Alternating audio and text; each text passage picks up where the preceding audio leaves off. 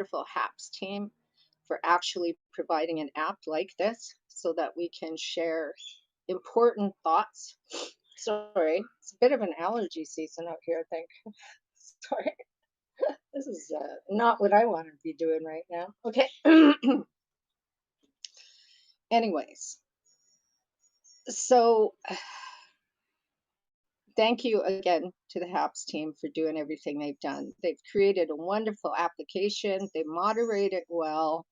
Um, the viewers get to help. You get to say yay or nay on the video to say whether or not you think it's appropriate for the app. Uh, I don't intend on doing anything negative on this application, but I do want to share some important views that I share, sorry, that I have that I think are very important for people to want to know more about, and I think it's rather important that we talk about the things that we don't want to talk about. We need to talk about these things. Good Lord, there's that frog. We need to talk about these things in order to fix these things. And while we can't go back in time and change what happened, we can use experiences that happen in this time for our future and those of our children's and grandchildren and great grandchildren and so on and so forth, as long as the earth survives. It's important that we talk about things that a lot of people would be uncomfortable speaking about. It's important to get thoughts out, opinions, and ideas and solutions as to how to fix problems that are going on at this very, very minute. I forgot to say, I'm supposed to start every broadcast with download the app. I'll do it like I'm a spokesperson. Download the HAPS app. Subscribe to get notified when I go live. Oh, yeah. And support my work on HAPS. Okay, replay viewers, thank you. To the viewer who came in, I don't know if you're still here, if you left, but I'm going to be sharing my beginning thoughts on what's happened in Canada. And in case you don't know, hi Ken. The topic is the 215 children, the First Nations Indigenous children, Native kids, the Indian kids as they were called, whose bodies were found in graves behind a residential school.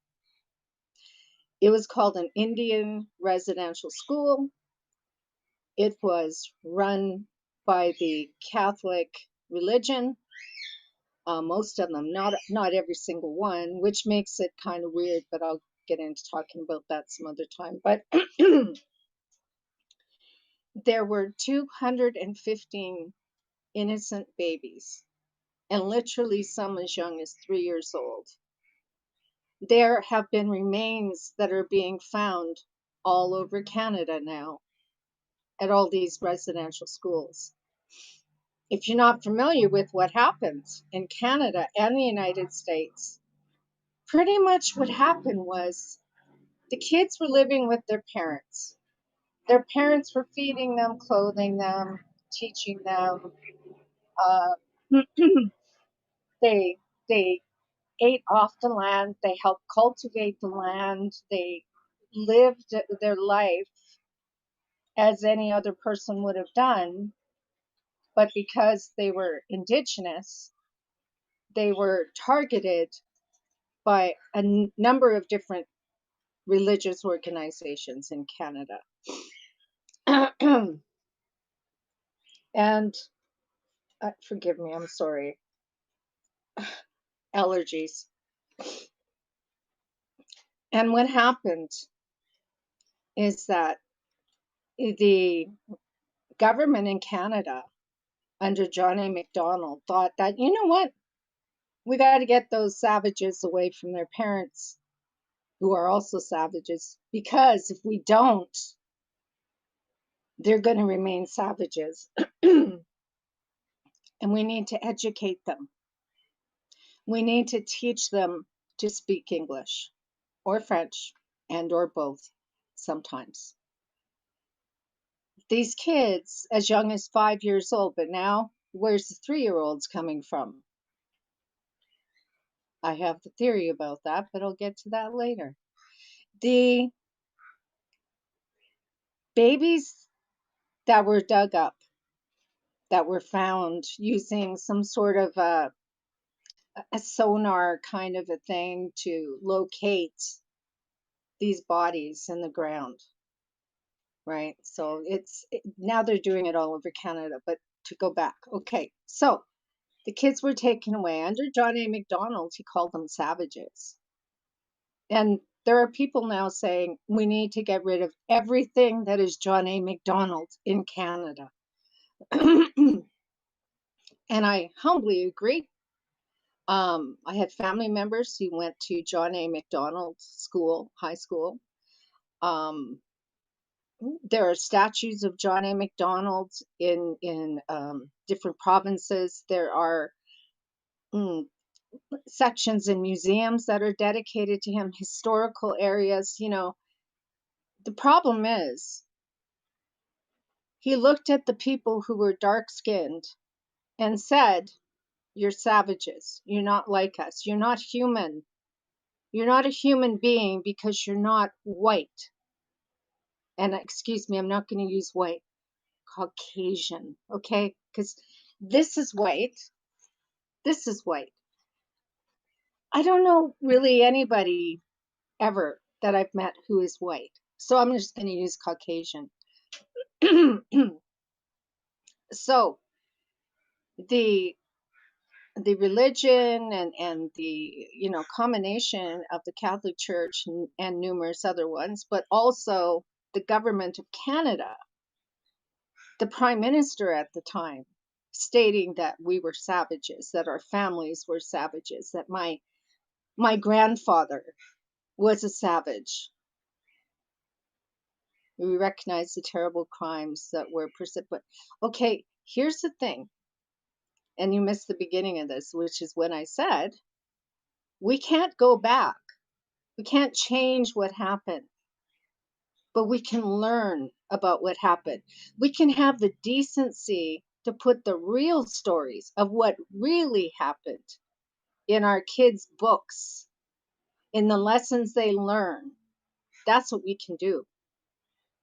And we can change things. We can make the Catholic Church pay reparations to every family member who has lived through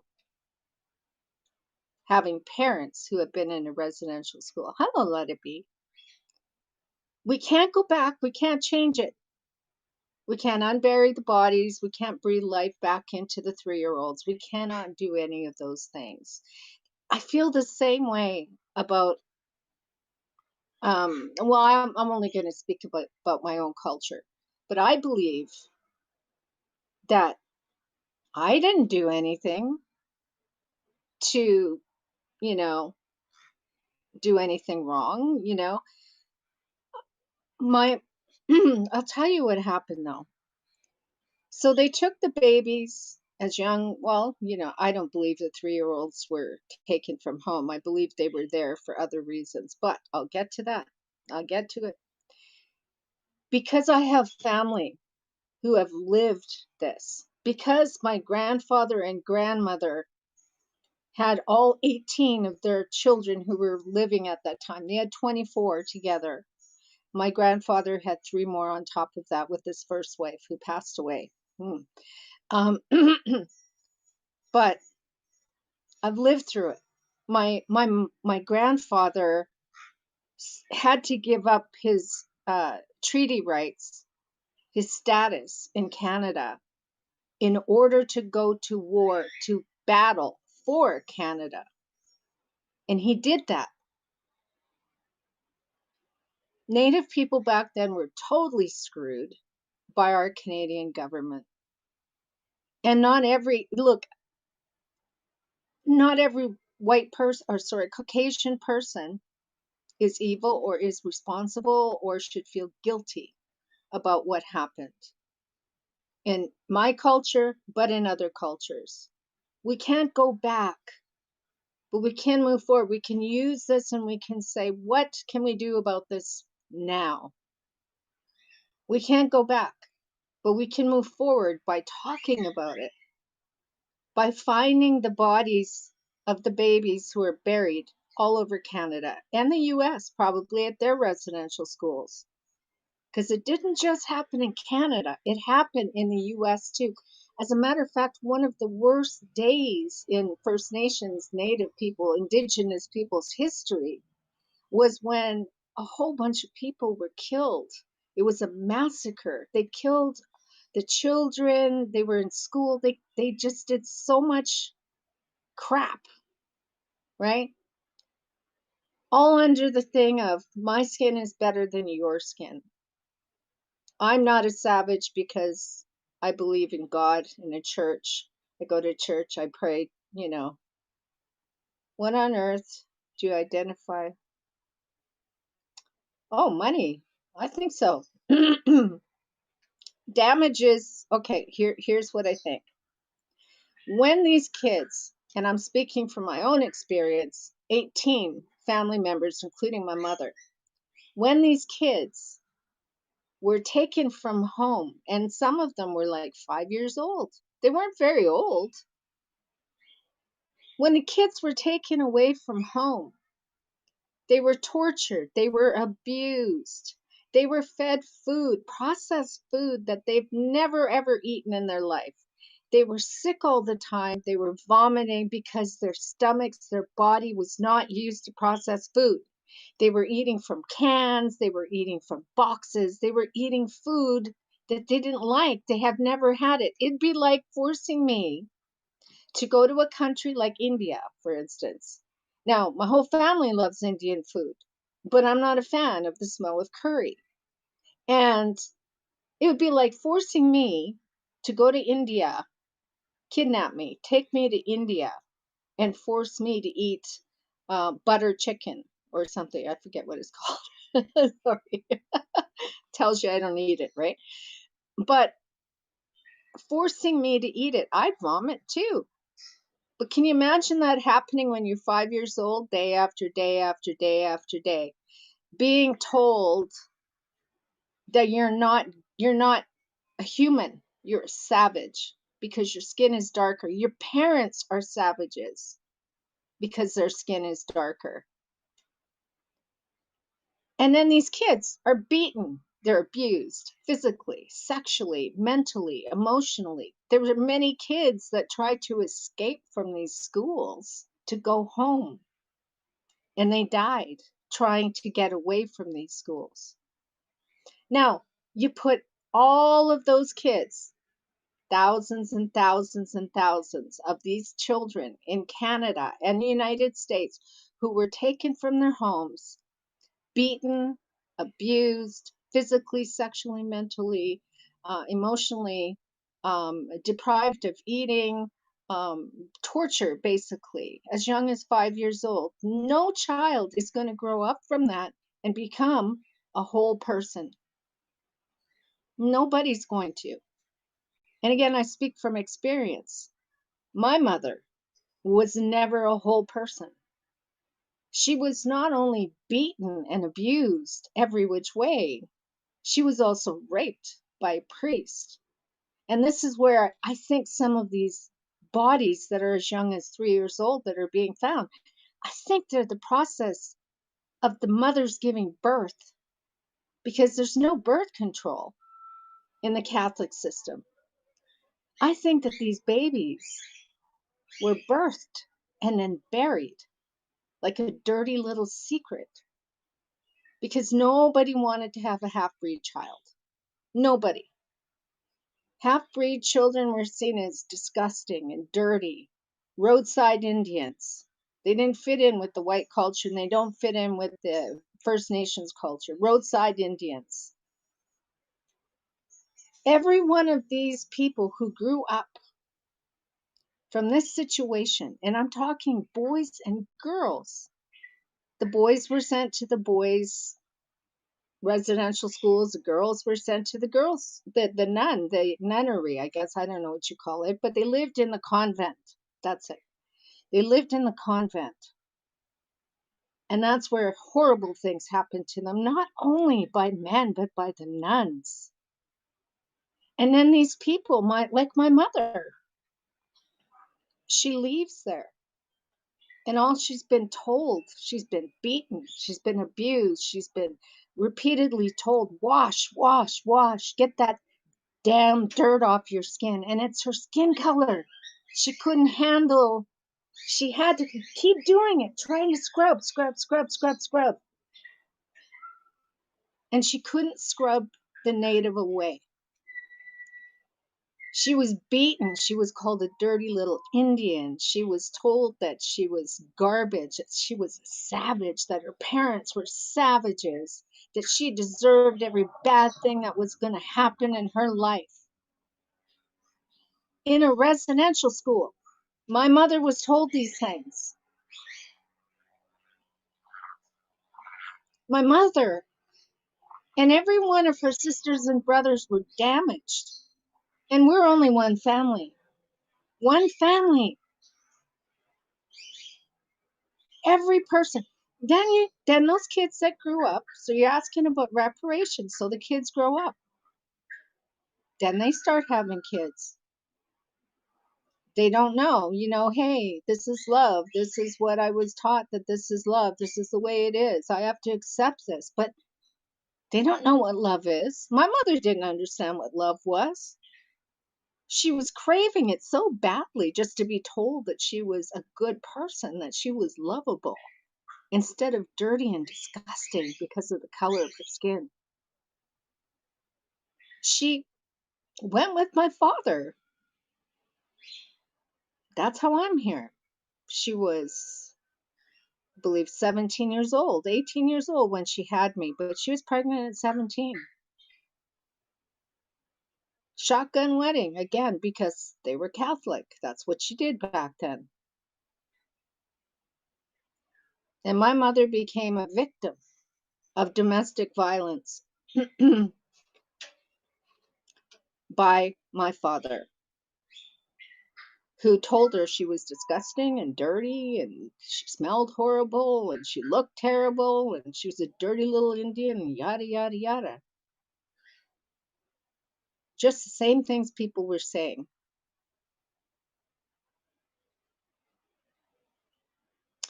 No, I don't think so. I hate to say it, but I'm a result of what happened at residential school. My children, my grandchildren, all a result of what happened. My kids, they saw my mom maybe every time there was some sort of a family holiday. That's it. Um,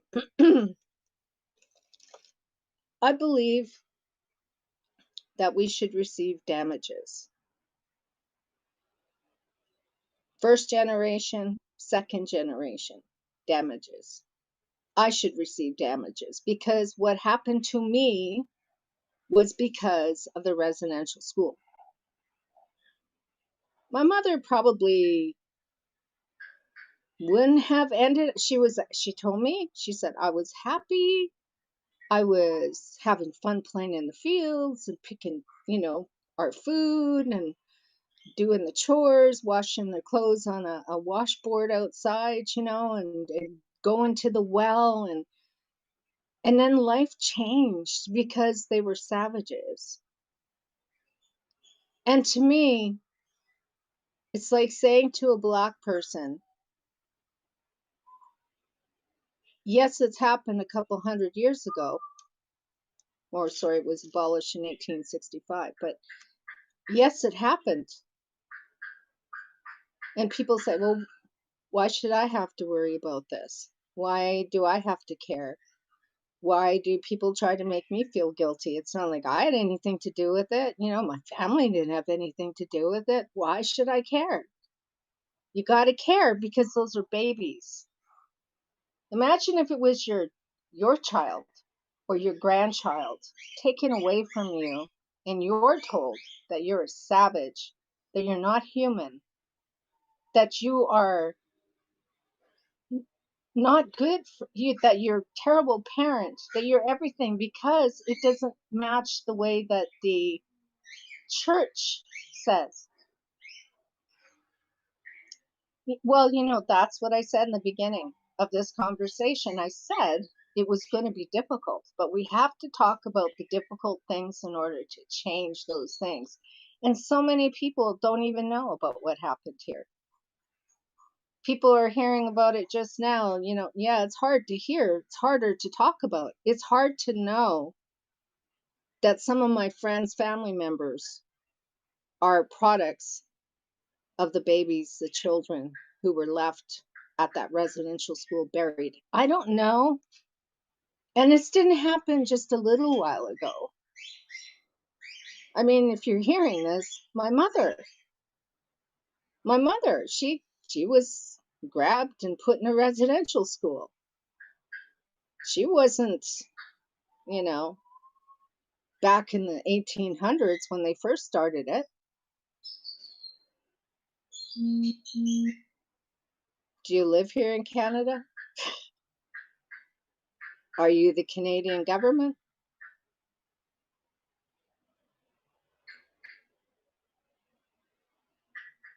But it's like telling a black person, you know what?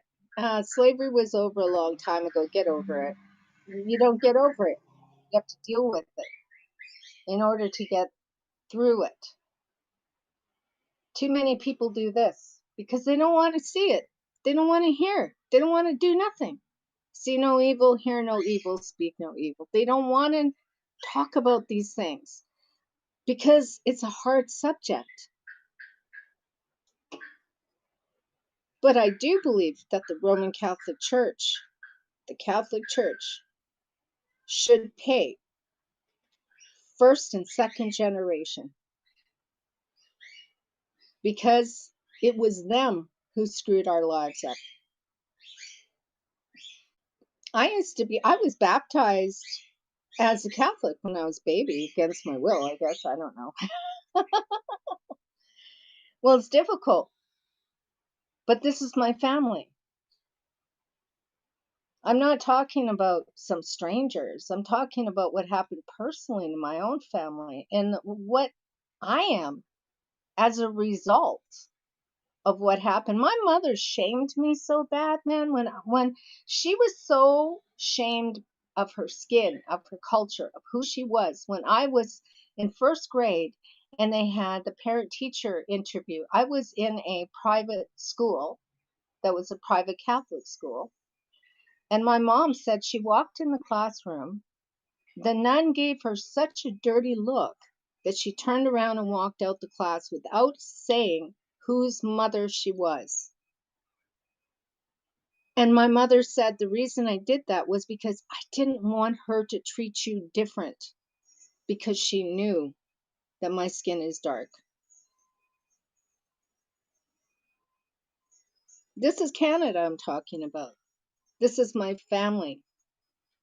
My mother, because she was taught, scrub the Indian off you, scrub the dirt off you, you dirty little Indian, so you got to scrub, scrub.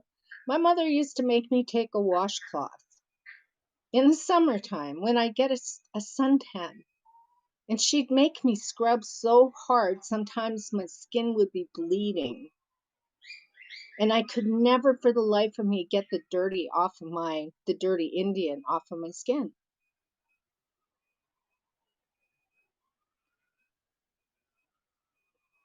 That's a difficult question.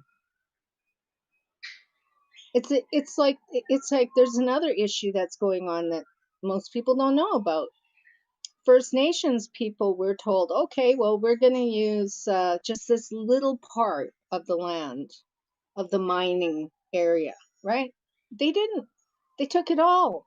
And so in the courts right now, my relatives and a lot of people from people from that town who were there when it happened, they're all listed in this court case as victims because that's what they were. They were lied to.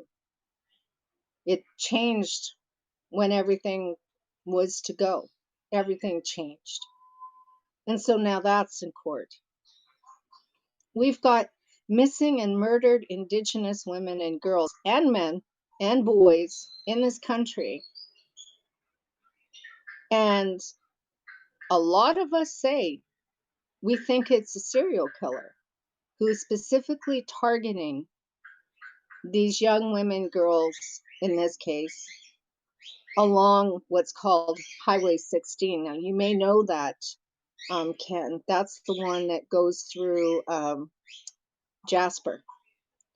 So that highway is called the Highway of Tears because so many people, young girls, Native girls, and women have been murdered along that highway. It's not just one thing. It's so many things. There are babies, there's residential schools that have been turned into some sort of a place where you can go for a tour. And it's owned, the land is owned by somebody, a private landowner. They had a big, like a monument that was set up for these children who had died there. They had to take it down because the guy said, no, I don't want anybody seeing that on my land. I don't want that. And it's not the only place in Canada. People tried to put grave markers down for some of these kids and they were removed. So now they're in the process of having to identify each and every person that was found because they were people. They were babies, 3 years old. 3 years old. Now, we all know that 3 years old is too young to be going to school. So why are there 3-year-old children's bones buried at that school?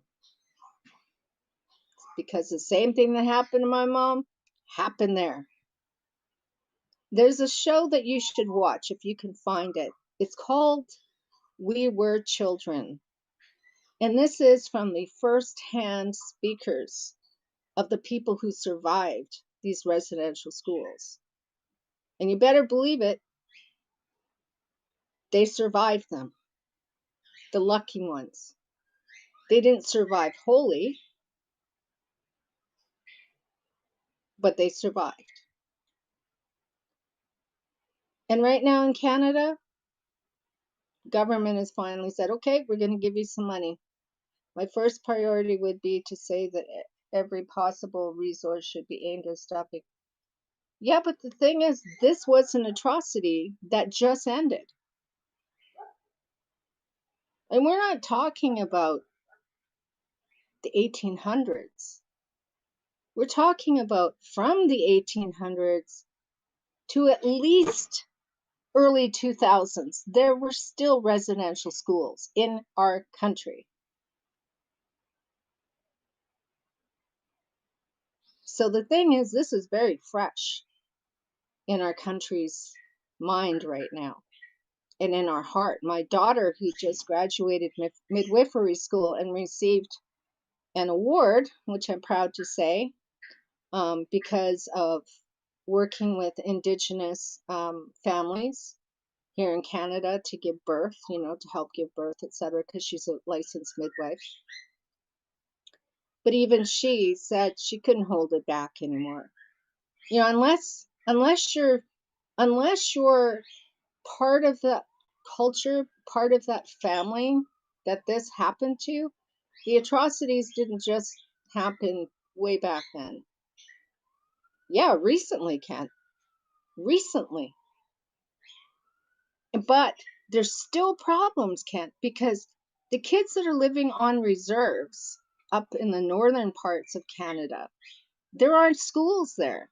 There's no high schools, there's no elementary, there's no nothing. So these kids are sent to a place, a lot of them, called Thunder Bay.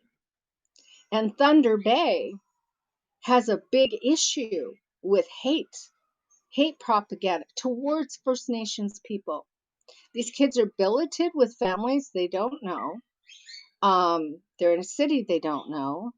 There are people that are just disgustingly rude. The police were in trouble a while back because of how they handled the First Nations people. Racist, you know? So what's happening is it's a number of things. It's that's making people upset now because we know this happens and this happens and this happens. You know, there was a Caucasian woman who stalked me for years who told me she hated me because of my skin. That's the only reason. She hated me because of who I am. And she said things like, um, all Indians come from incest, and all Indians beat their wives and their children, and all natives are a bunch of, you know, drug addicts and welfare, all of this crap. And she had a whole bunch of Caucasian people who loved it. They loved it. Thousands of people. They agreed with everything she had to say, calling us all of these things, you know? And the thing is that in the case when people are doing that, it's because they don't understand. It's because you have to get educated. But, like I like to say, I can explain it to you, but I can't help you understand. And my family, yeah, I know, because you're not here, because you're not First Nations, because you didn't have family who were involved in it. You don't understand it because you would never do that. You would never think that anybody would do that because you're a good person. So it's hard for people to believe and it's hard for people to talk about because it's a tough issue. But if we don't talk about things like this, if we don't talk about the past, we can't fix the future. We can't stop things from happening over and over again if we don't talk about it. And it's like a kid who's done something wrong, right? They've done something wrong. And they come to you and they lie. You ask them, "Did you do that?" And you saw them do it, but they lie to you. Now, they're lying to you and they think they're going to get away with that, but you have to say something. You have to say, "Oh, that's not true." You have to be able to back it up with facts. It's not true. And you did too do that, you know, and you deal with it. But if you don't deal with it, the kid's going to think they can get away with it all the time. They can get away with it. They become rude to adults. They become, you know, they just don't care. Teachers, who cares? Police, who cares, you know? But you have to deal with this. And it's a problem. It's a problem, you know? And And until we deal with it, it's not going to go away. And this isn't going away anytime soon. I will be talking about this a lot because I'm not talking about it from an outsider looking in. If I was an outsider looking in, I might say, well, it happened a long time ago. Why do you want reparations? But because it didn't happen a long time ago and because it was my family that went through it, firsthand knowledge, um, it makes an important cause for me to be able to talk about. And it's not an easy thing for people to hear. But if you want the truth, which is like me, I want the truth. I don't want to assume things because assuming makes an ass out of you and me. ASSUME, right? So I want to know. Knowledge is power. It's what I believe in. It's what I think. You know, it's like I watch people broadcast and I learn a lot from these people because I'm listening. Yeah, I know, Ken. I know. You have no idea how I feel right now. Like, you know, right now I'm going to be putting a bunch of teddy bears on my front stoop, the front stairs, um, in honor of all of those babies. So I'm going to put a bunch of them there, all different kind of stuffed toys, doesn't matter what kind it is. You think you do. Yeah. And I'm going to do that not because it was my kid or my mom's kid or my neighbor's kid, but because it was a kid. And I would do the same if it was Caucasian babies.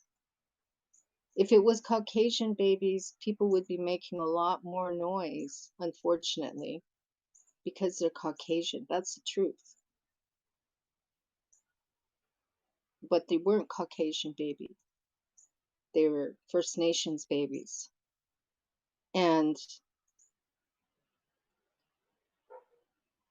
it's like I've had people tell me that I shouldn't be friendly with black people on any social media app. I shouldn't talk about black issues that are going on in the community because I can't understand it because I'm not that skin color, but that's just discrimination.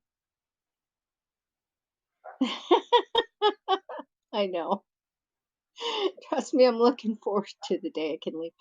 I'm double vaccinated now, so I'm fully vaccinated. It's been 2 weeks. I'm good to go. Just have to open up the borders. But, it's a tough issue, like I say, but it's something that we have to stop and think about. It's not just going to be 215 children. It's going to be way more than that. I know this because there's GoFundMe accounts all over the place in Canada right now to raise funds so that they can use this detection equipment all over Canada. And they've started doing it all over Vancouver Island so far. And they had a goal of like 15,000 or something, and they've had, by the time the news came on, it was 39,000. And they said, if, you know, whatever we have left is going to go towards helping other First Nations organizations to be able to do the same thing, which I think is really, really great. Because I often wonder, somebody reaches a goal that they want on a GoFundMe or something. What happens if you go past that? If you say, I need $5,000 for blah, blah, blah, and then you've got $10,000 instead. So what do? Do you just get people back to, I often wonder about that. Hmm. But yeah, so I will talk about that at other times as more news becomes available. Just as I spoke about, Derek Chauvin, um, who, interestingly enough, he's the cop who has been found guilty on 3 charges: first degree, second degree, and manslaughter, I believe it was, murder. And he he went to court recently to put in a request for a plea deal that he's just placed on probation and time served because he's a pillar of a guy in the community. He's a great cop, although there came a lot of news that he wasn't such a great cop. His record is not that great. But, you know, um, so now he wanted to have that, right? And everybody's, you know, uh, everywhere all over social media is saying, think it's going to happen. I don't think so. The professionals are saying, no, I don't think so.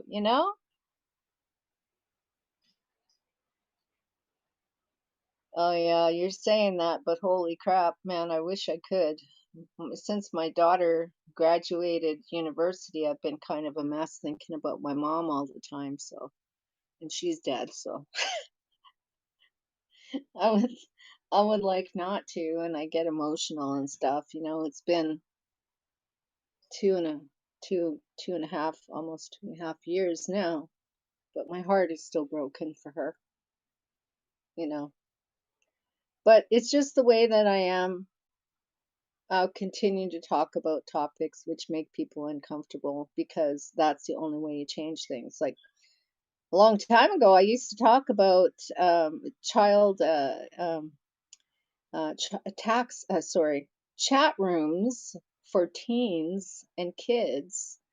One was for kids specifically, and one was for teens. And both of them are gone now, thank God. Law enforcement, missing and murdered, not missing and exploited children. I don't know. But anyway, um, I spoke to law enforcement. They called me in home one day because I kept reporting the site, report, report, report. And I spoke to somebody who was, I think he was in Colorado or something. And he called me up and he explained to me that he's a police officer and he handles the cyber crimes and specifically crimes against children.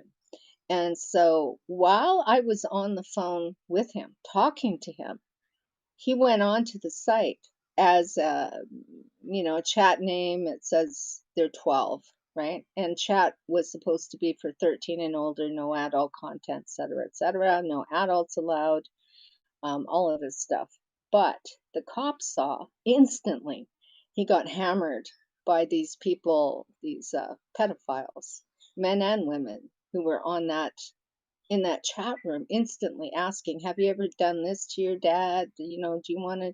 It was a bad thing, and people didn't want to talk about it. But I knew it had to be spoken about because without opening my mouth, it would still be up. There would still be kids that are being abused on that site. I went one-on-one with the chat room owner. He didn't know that I knew it was him. But my God, the death threats I got is going to destroy my life. I should drop dead, you know. So I guess what I'm saying is I'm not a snowflake in the sense that I could care less what Ivanka Trump is doing today. Let's just put it that way. Or what Harry and Meghan are doing. I could care less. News to me was the Queen meeting with Joe Biden. I think that's very awesome. I follow, is it called Her Royal Highness or something on Twitter? But anyway, I thought that's pretty cool. You know, I think she realizes that this person is, I don't know, pleasant to be around. Unlike the last guy who was there, never knew what he was going to do or say. Anyway, so the good things that we can look at today as opposed to 10 years ago, 12 years ago, and that's how recent it was, is that our children are not being taken away anymore. Our children are not part of what they called the 60s scoop, which is where the government took away our kids because they figured we wouldn't be able to raise them. So they took them and they adopted them out to Caucasian families. It's just so much, and it's like I get it when people tell me who are of you know African American culture or Black Americans, when they tell me, Wanda, you can't understand this 100% because you're not Black. You didn't have family members who lived through it. You don't know what our lives are like. You don't know. I mean, I never had to tell my kids to make sure that if they leave the house and a police officer pulls them over while they're walking with a hoodie on, that they should automatically stop and just give in because they don't want to get shot. It's cultures are different. It's like you understand your culture, but if some other cultures had some horrific events happen, and it's hard to talk about, you can't understand it. You'll never understand it completely. You can be empathetic, you can try to understand, but you can't say you do understand. It's just like people, I used to be guilty of this years ago. I don't see color. Of course you see color, but what do you do when you see color? How do you act? What do you think when you see somebody who is not the same color as you are? Do you assume? Make an ass out of you and me? So, anyways, I'm looking at this and gotta say goodnight. One day we'll have to decide who pays for the coffee. I'm holding you to it. I told you. I told you. So, I think in 4 minutes, because I love this. Thank you, Habs, for putting a timer on there. I'll end my broadcast, but I would love to know if you're on Twitter. I'm on Twitter at Voice for Silent. Some of you watch me on Twitter. I would really like to know what your opinion is of what happened. What do you think can be done about this? What changes can be made so that a culture, an entire culture, doesn't feel like garbage? Sweet dreams, Ken.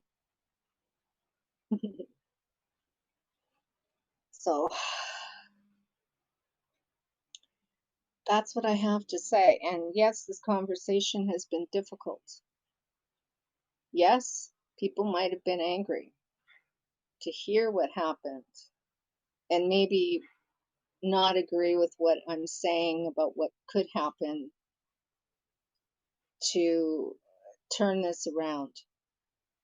You know, all of if whatever your feeling is right for you. I'm never ever going to tell you how you should feel, how you should judge.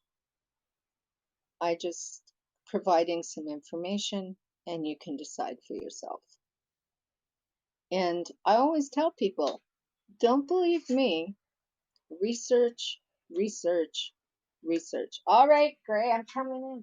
I'm coming in. Get out of there. Get out. Darn cat. He's like, come on, Mom, come back in the house. That or let me outside. All right, well, I'm not going to make it to 50 minutes because really I got nothing to say. I have seen that we can start making weekly talk shows or whatever with topics and that sort of thing. And this was kind of a brush with that for me. I've been doing, I'll talk about that later, but I don't need to talk about it now. I'll leave the broadcast where it's at. And I thank you. Wherever you're watching this, thank you so much. And please stop and just have a think about what's going on. And if you can, be the change. And if you can, put teddy bears out. Wherever you are in the world, put them on your front stoop, your front stairs, at the front door, somewhere on your grounds.